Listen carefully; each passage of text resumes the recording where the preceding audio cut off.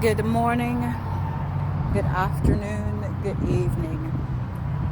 Whenever you are watching this, know that I appreciate you. It is I, Coach Jay, otherwise known as Juaitan Robinson, your resident coach, mentor, speaker, active blogger, vlogger, podcaster, course creator, and published author. And I won't be before you long because I'm on one of my 3 walks this week. I've committed myself to walking at least 3 times a week so that I can lose a designated amount of weight by a certain time. So I won't be before you long, but I wanted to talk about learning and how some people learn differently. We all learn differently. We all learn differently. Some of us are visual learners. Some of us are auditory learners. And some of us learn by doing. And this is what I mean by those. Some of us can see a thing done, catch it right away, and replicate it. Some of us have to be told how to do it. You know, we're listening to a person face to face or one-on-one, and they're telling us what to do, or an audio tape, recording, video, something like that, and it tells us what to do, and we get it and we learn it. Some of us learn by actually doing it, meaning we can see someone else do it and they can tell us how to do it, but we don't get it until we actually do it ourselves. So I need you to keep in mind when you're trying to tell someone how to do something, when you're trying to give them instructions, when you want them to complete a task, keep in mind the different ways that we learn and that not all of us are the same. Think about it like this. You're trying to teach a child to tie their shoes. You can show them how to tie the shoes and they'll get it. You can tell them how to tie the shoes as you show them and they get it. Or you can show them and tell them and then allow them to do it and they really get it. They really understand what it is, how you tie a shoe, tie it securely. Sometimes put a double knot in because the shoestring is too long. We all learn differently. So again, keep that in mind when you're trying to tell someone or teach someone how to do something that may not get it the way that you do. That used to frustrate me so much as I was raising my children or even supervising others. It would frustrate me. Like, why don't they just get it? I get it. Why don't they just get it? It took time, especially with my children, because all 3 of my children are, of course, different. They have some similarities, but they all learn differently.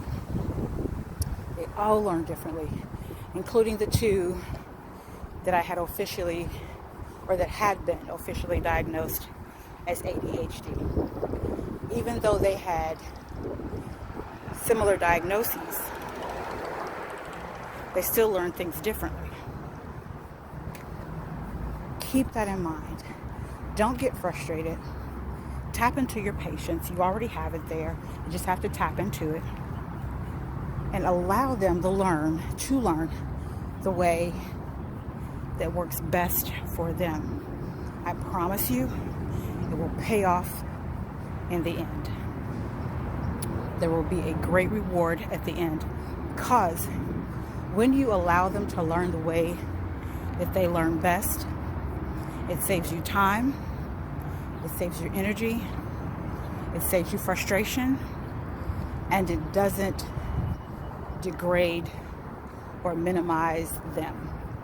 Because sometimes when we are impatient with how a person learns, it makes them feel as if they're stupid, or they can't get it, or they're dumb. And then that pushes them into giving up on even trying to learn. So again, be mindful of that. We all learn differently. Some of us are visual, some of us are auditory, and some of us are doers. My courses on Teachable are very simple courses. Very simple courses. That doesn't mean it's for simple people, as in someone who doesn't have the intelligence, but they are simple courses, easy to understand, easy to follow. Now, that also doesn't mean that they're not for people who require a little bit more meat on the bones to get the information. Because even if you're a scholar, yes, these courses are simple, but there may be some information within the courses that you didn't think about, that you never considered. And the train backs me up on that. Very simple, easy to understand. And again, there may be some things there that you never even considered. So, my first course is the basics to writing your first book. It is available on Teachable. And my second course is writing to release. Now, the basics to writing your first book are just that. It's just that. The basic steps to writing your first book. And what it really gives you are those things that you never thought to look for. I gotta switch arms. I'm carrying my weight, so it's time for me to switch arms. And I gotta put you down, or put them down and switch hands rather. But it's those things that you don't think about when you're writing your book. You know, everybody thinks that writing a book is just sitting down and writing on a piece of paper or typing it up on the computer. But there's a whole lot more to it than that. What do you do after that? What do you do before that? What do you do during the writing? So the basics for writing your first book gives you some insight on what you should do or can do when it comes to writing your first book. And this is information even if you're on your 5th or your 10th or your 100th book. Just some things that you may not have thought about. So it should be helpful for those who are experienced writers as well. And then writing to release is a course on, again, just that. Writing to release your stresses, your anxieties, your frustrations.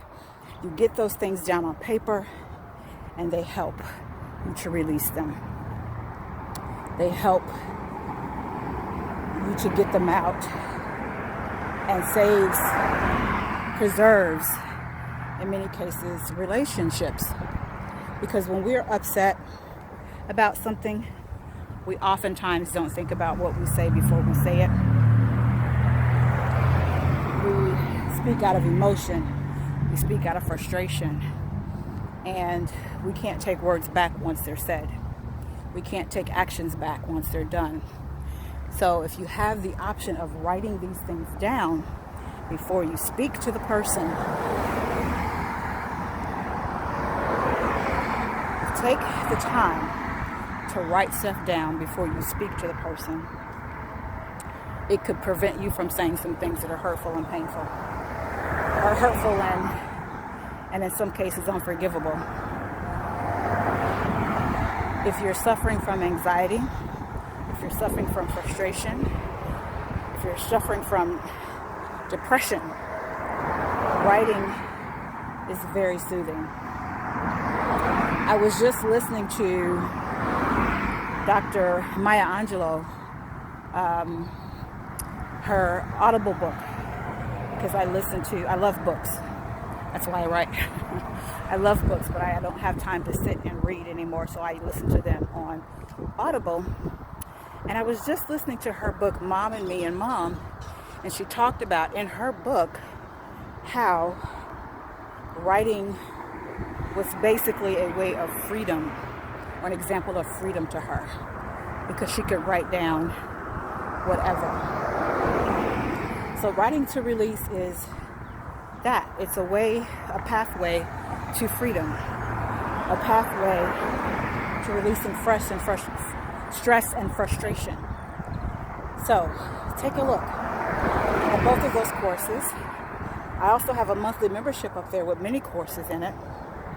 And right now the monthly membership, I believe, is $18 per month, which is pretty low, because the mini courses individually, the mini courses are $29. So for $18 per month, you have access to the mini courses that I already have up there, and I will be continuously adding things, probably on a monthly basis. I'll be continuously adding things into the membership website. So go take a look. bit.ly/DHWC, and those are in caps, DHWC, they must be in caps, 2019. bit.ly/DHWC 2019. Peace and blessings. Remember to walk in your purpose and know that I appreciate you.